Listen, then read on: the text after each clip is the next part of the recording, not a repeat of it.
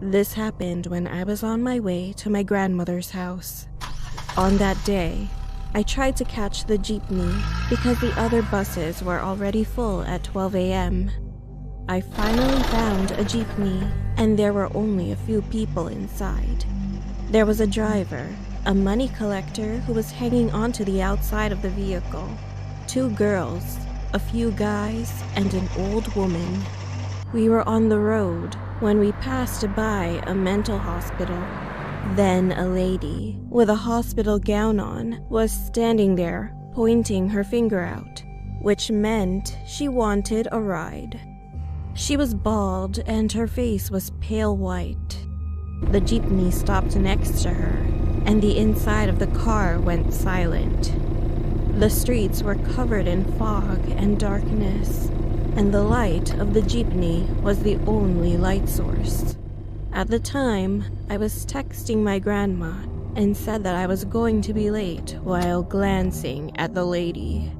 However, before she stepped on the stairs of the jeepney, the driver abruptly jammed the accelerator and left her behind.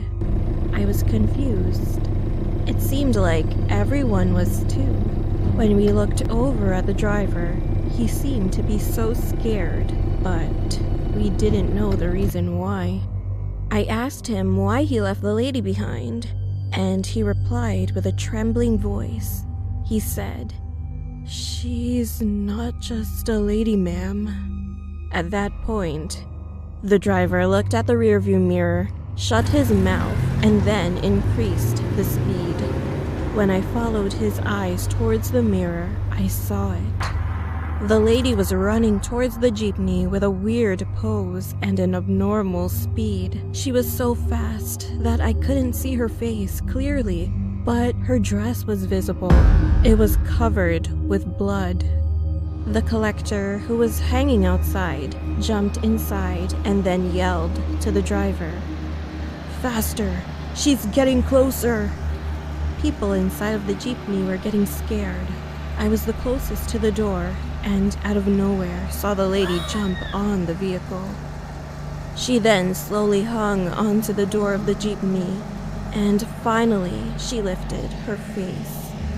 She had bruises all over her face, and she was smiling at us with sharp teeth and big, deep black eyes. My heart almost stopped, and everybody in the jeepney screamed. I quickly hit her with my bag, and she tumbled down from the jeepney. However, the moment she got off, I saw her standing. She looked at me and then laughed like a demon. Not long after, the jeepney finally reached the station. Everyone hurried off the car. I got off and handed my payment to the guy. Then I went to the 7-Eleven nearby and bought some snacks to ease my nerves. I was at the counter thinking about what just happened, and then the cashier suddenly asked me, "Are you okay?" "Yeah, I'm fine. I'll just say that I saw a crazy lady on the road when we were riding on the jeepney," I said, and then I couldn't believe his response. "I know her. She had cancer, and the moment she lost all of her hair, she went crazy, laughing all the time, hurting herself, and even threatening to kill people. That's why her family eventually moved her out to the mental hospital. But after a week, she tried to escape, got hit by a jeepney, and died," he said. I was shocked, and goosebumps were all over my body. I asked the cashier if he still remembered the plate number of the jeepney. Well, for my privacy, I'm not going to mention the number, but after he told me, I thanked him, got my change, and looked for the jeepney I was on. The moment I found the jeepney again, I froze. The jeepney that I rode was the same one that hit and killed the lady.